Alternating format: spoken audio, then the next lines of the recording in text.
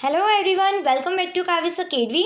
Here I will discuss Central University MSc Life Science 2019 paper solution.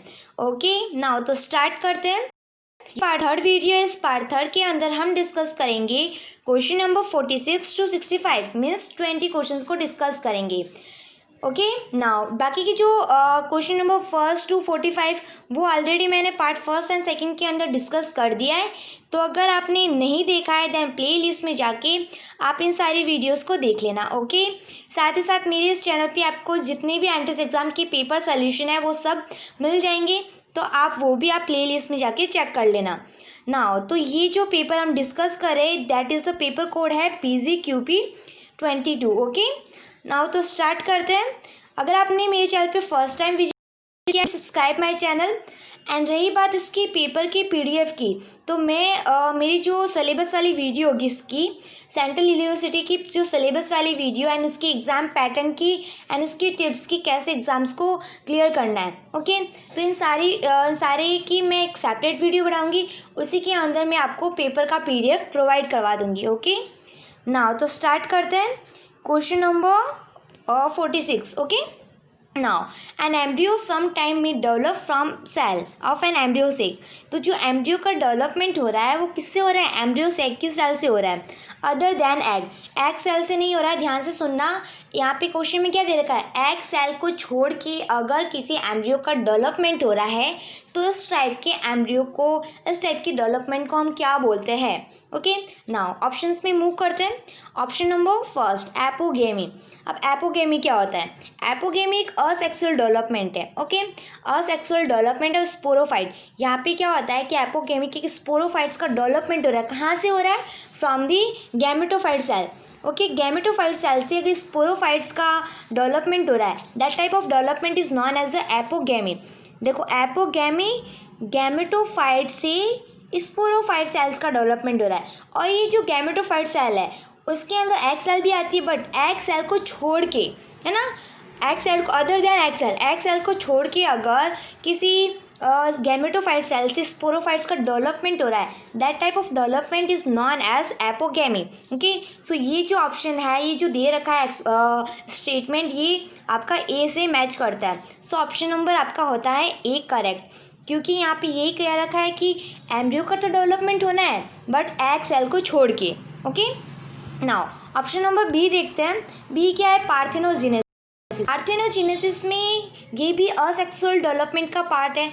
और इसके अंदर जो एग सेल का डेवलपमेंट हो रहा है एम्ब्रियो का डेवलपमेंट हो रहा है वो विदाउट फर्टिलाइज हो रहा है. मीन्स हो तो रहा है एग सेल से. किससे हो रहा है? एग सेल से एम्ब्रियो का डेवलपमेंट हो रहा है बट जो एग है वो अनफर्टिलाइज है. ओके फर्टिलाइज नहीं है वो कैसा है? अनफर्टिलाइज. तो अनफर्टिलाइज एग से अगर एम्ब्रियो का डेवलपमेंट होता है that type of fertilization is known as parthenogenesis.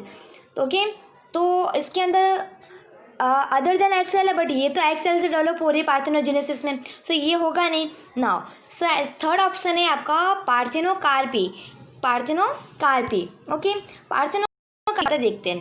Parthenocarpy is the development of fruit without fertilization. क्या हो रहा है कि फ्रूट का डेवलपमेंट हो रहा है. किसका हो रहा है? फ्रूट का डेवलपमेंट हो रहा है without fertilisation.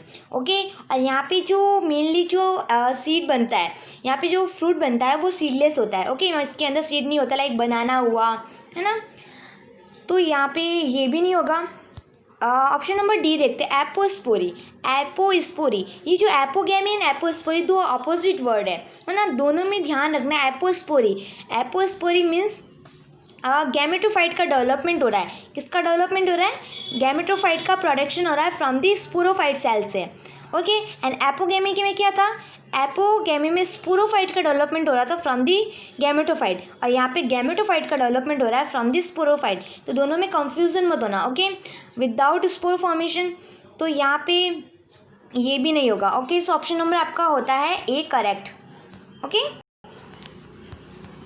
Now question number 47. Vessels are present in all plant except, तो जो वेसल्स होता है सारे प्लांट के अंदर प्रेजेंट है, एक को छोड़ के। तो ऐसा कौन सा प्लांट है जिसके अंदर वेसल्स एब्सेंट है, ये चीज़ आपको देखनी है। सबसे पहले चीज़ ये आती है कि जो वेसल एलिमेंट होता है, ये जो आपको पता है कि जाइलम का पार्ट है जो आपका फूड एंड मिनरल्स का ट्रांसपोर्ट करता है। नाउ जो वेसल्स होता है, वेसल्स जनरली जो फ्लोइंग प्लांट होता है उसके अंदर प्रेजेंट होता है, लाइक एंजियोस्पर्म के अंदर प्रेजेंट होता है। ओके, नाउ जो वेसल्स एलिमेंट एंजियोस्पर्म में प्रेजेंट होता है, बट जिम्नोस्पर्म के अंदर ये एब्सेंट होता है। क्यों? क्योंकि जिम्नोस्पर्म में यहाँ पे जो फ्लोइंग प्लांट की जरूरत नहीं होती है, तो जिम्नोस्पर्म में वेसल्स क्या होती है, एब्सेंट होती है। तो रही बात आपका जो ऑप्शन नंबर फर्स्ट है वो आपका जिम्नोस्पर्म का ऑप्शन नंबर जो बी है वो आपका एंजियोस्पर्म का एग्जाम्पल है, तो एंजियोस्पर्म है तो ये होगा नहीं। ऑप्शन नंबर सी है आपका, वो आपका मैंगो है, वो भी आपका क्या है, वो भी आपका जिम्नोस्पर्म एंजियोस्पर्म का एग्जाम्पल है। तो बी ये दोनों एंजियोस्पर्म का एग्जाम्पल है, सो ये तो होगा नहीं। ऑप्शन नंबर डी ये आपका है जिम्नोस्पर्म।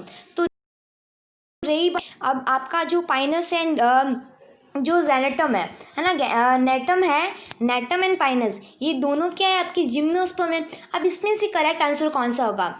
तो यहाँ पे जो जिम्नोस्पर्म होता है उस सबके अंदर वेसल्स एब्सेंट होती है, बट कुछ एक्सेप्शन केस भी होते हैं।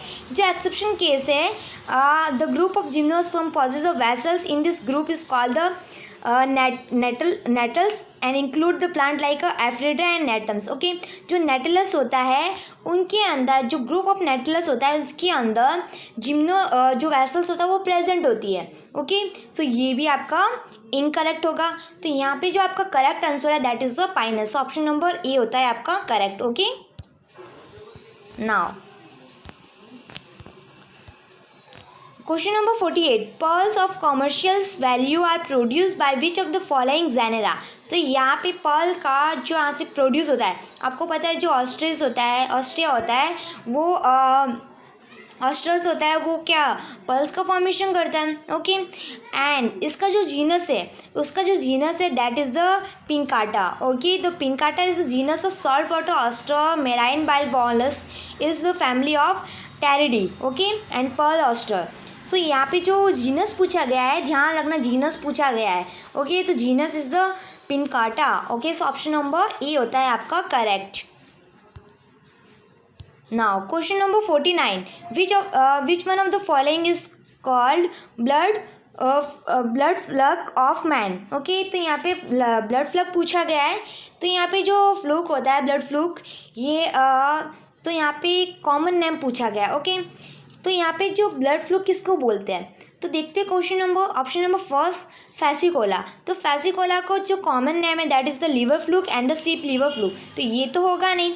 Now second is the taenia को कॉमन बोलते हैं टाइप फॉर्म, तो ये भी होगा नहीं।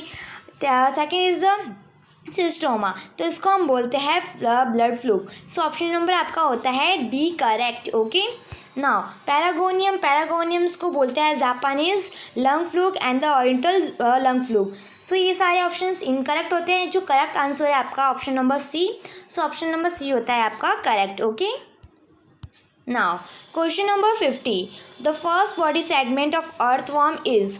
तो अर्थवर्म का पहला बॉडी सेगमेंट पूछा गया। ओके, पहला पार्ट नहीं पूछा, पहला बॉडी सेगमेंट पूछा गया है। तो पहला पार्ट तो आपका होता है प्रोटोस्टोमियम, बट पहला जो बॉडी सेगमेंट है दैट इज द पेरिस्टोमियम। तो पेरिस्टोमियम ऑप्शन नंबर बी होता है आपका करेक्ट। ओके, तो ये क्वेश्चंस जो नीट के एग्ज़ाम होते हैं, एम्स के एंट्रेंस एग्ज़ाम होते हैं, उसमें बहुत ज़्यादा पूछा जाता है। तो वही सजेशन देती हूँ कि इनकी जो लास्ट ईयर की पेपर है वो सॉल्व कर लेना आप। ओके, रही बात इस क्वेश्चंस की, क्वेश्चंस मैंने बहुत सारे एंट्रेंस एग्ज़ाम में सॉल्व कराया है, तो आप देख लेना इसको। Now so option number B होता है आपका correct. Now question number 51, again repetitive question है, ये भी मैंने हैदराबाद यूनिवर्सिटी के अंदर सॉल्व कराया था। तो lung book are respiratory organ of. तो लंग बुक्स, तो जो लंग्स बुक्स होता है वो रेस्पिरेटरी ऑर्गन्स है, एंड जो आपका आर्किनिड्स है उसके अंदर प्रेजेंट होता है ना, आर्किनिड्स। तो उसके अंदर जो अर्थोपोड्स है, आर्किनिड अर्थोपोड्स के अंदर, तो उसके अंदर आपको पता है आर्किनिड्स के अंदर कौन आता है, आपका स्पाइडर एंड स्कॉर्पियंस आता है, तो ये आपका होता है करेक्ट आंसर। तो आर्किनिड्स हो रहा आपका ऑप्शन नंबर बी के अंदर दे रखा है। ओके, सो ऑप्शन नंबर बी होता है आपका करेक्ट। रही बात इंसेक्ट के अंदर नहीं होता है ना, स्पाइडर हुआ, स्पाइडर आपका इंसेक्ट्स नहीं होता है, ध्यान रखना। स्पाइडर आपका इंसेक्टा के अंदर नहीं आता है, वो आपका आर्किनिड्स के अंदर आता है। सो ऑप्शन नंबर आपका होता है B correct. Now Aristotle lantern is characterise feature of.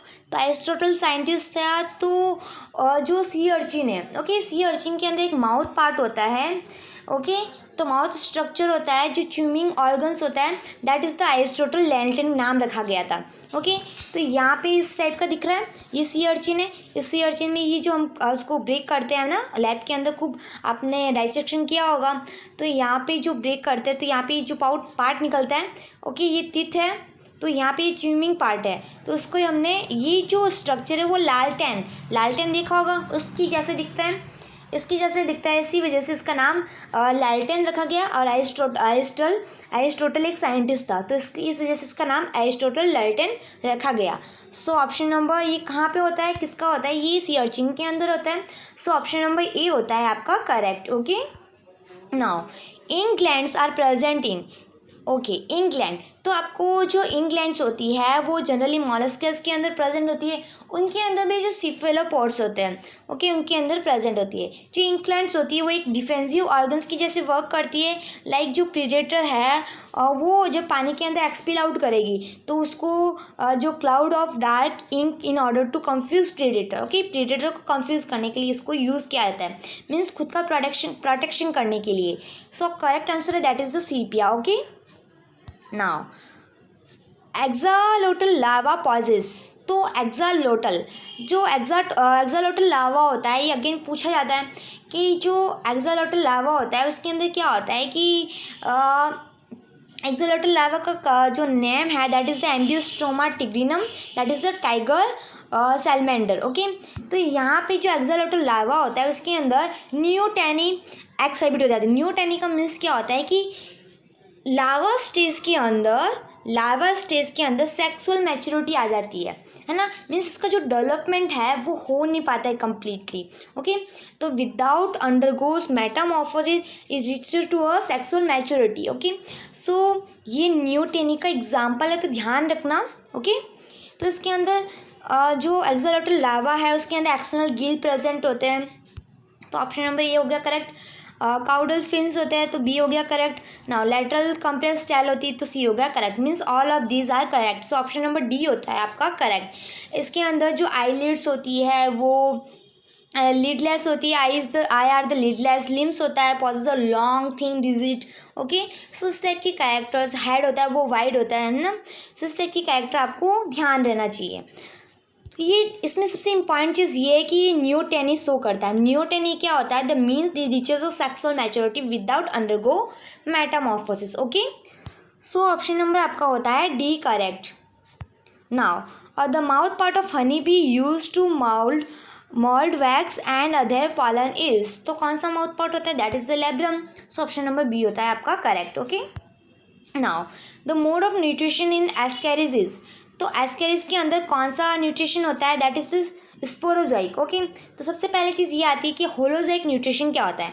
Holozoic nutrition का मीन्स होता है ये एक हेट्रोट्रोफिक टाइप ऑफ न्यूट्रिशन है। ओके, मेनली जो हाइड्रोट्रॉफिक एनिमल्स होता है उसके अंदर ये न्यूट्रिशन पाया जाता है। हाइड्रोट्रॉफिक मीन्स बाहर से कोई सॉलिड लिक्विड है ना, कोई सॉलिड फूड ले रहे हैं और फिर उसको हम इंजेक्ट कर रहे हैं, फिर डाइजेशन हो रहा है, फिर एब्जॉर्प्शन हो रहा है, फिर एसिमिलेशन हो रहा है, ये सारी प्रोसेस हो रही है, फिर हम इंजेक्ट कर लेते हैं। तो ये सारा कहाँ होता है, ह्यूमन, डॉग, काउ के अंदर प्रेजेंट होता है। तो हमारे अंदर कैसा न्यूट्रिशन है, होलोजोइक न्यूट्रिशन। ओके, नाउ रही बात holophytic nutrition. Holophytic nutrient, phyte means plant. Okay, means ये ऑटोट्रॉफिक प्लांट्स के अंदर प्रेजेंट होगा।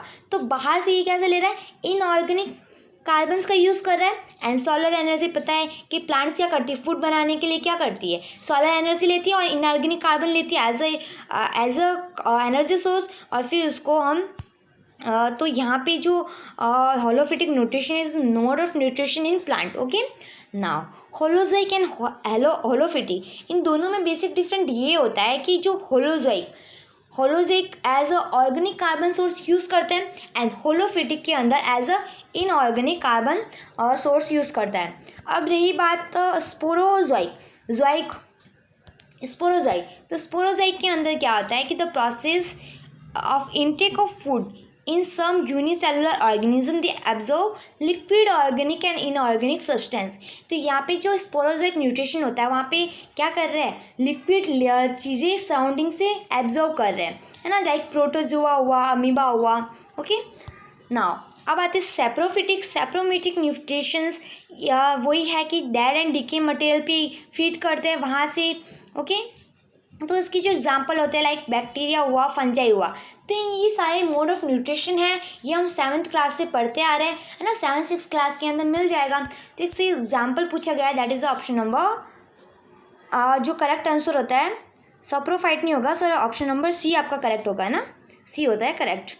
Okay, that is the sporozoic. Now collagen आपको पता है that is the fibrous protein. ये अगेन रिपीटेटिव क्वेश्चन है, काफ़ी ज़्यादा एंट्रेंस एग्जाम में पूछा जाता है। Now among the following harvesting canal occur in.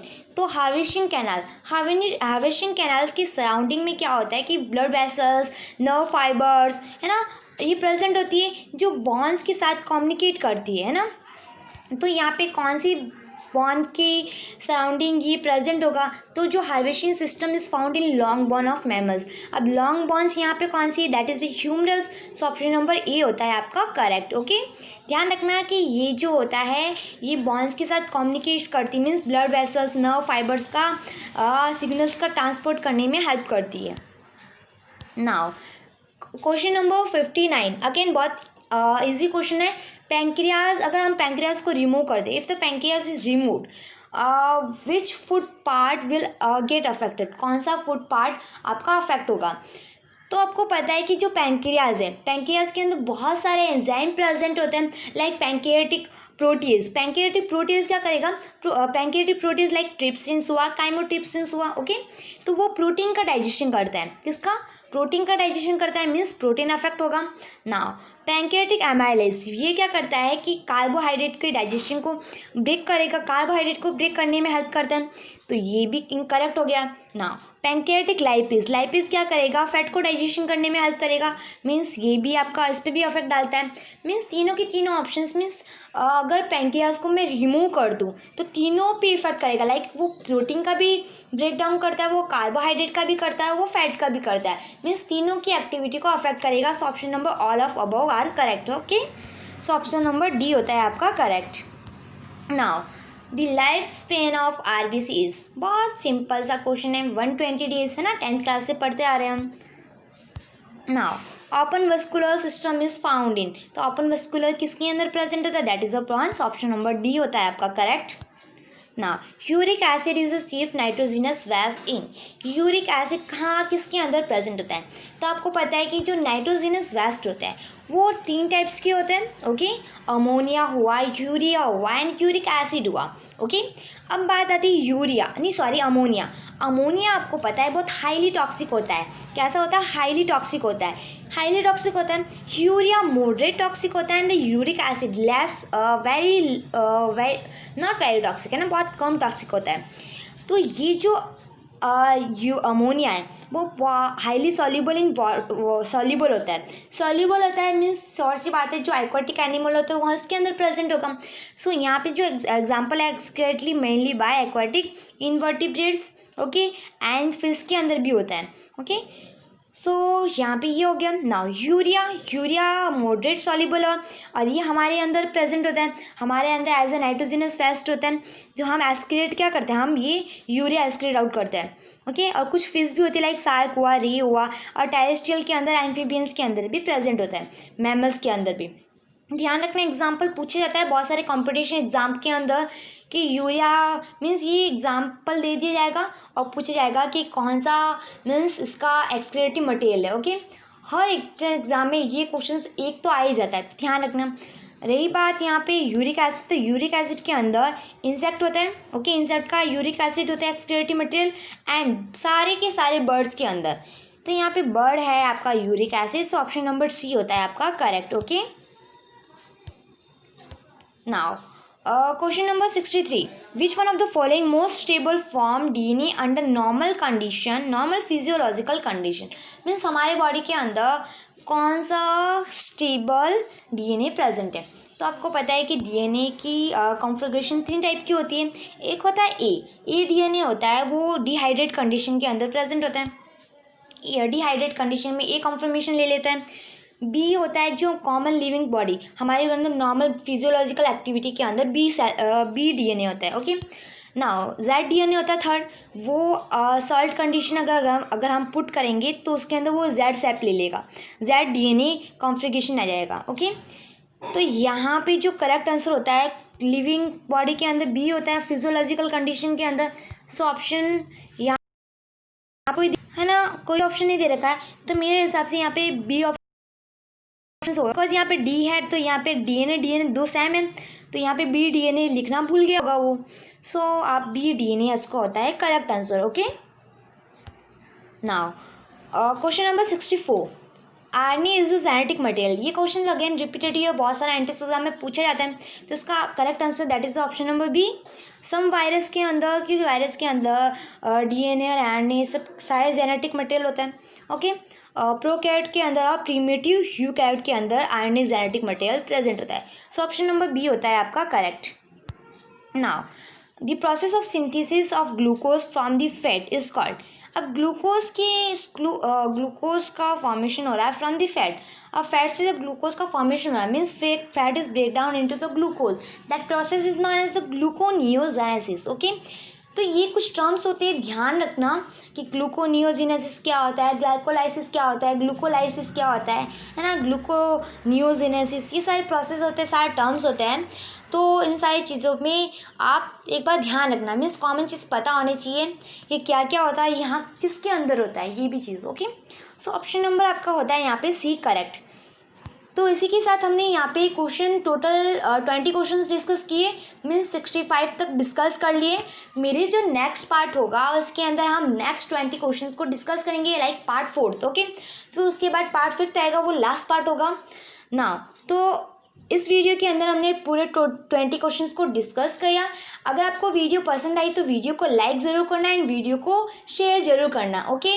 Because new channel है तो लोगों तक पहुँचेगी नहीं, जिसको रियली नीड्स है उसके साथ वीडियो को ज़रूर शेयर करना. ओके. नाउ अगर आपने मेरे चैनल पे फर्स्ट टाइम विजिट किया है then please subscribe my channel. So thank you so much for watching my video. Bye bye, take care.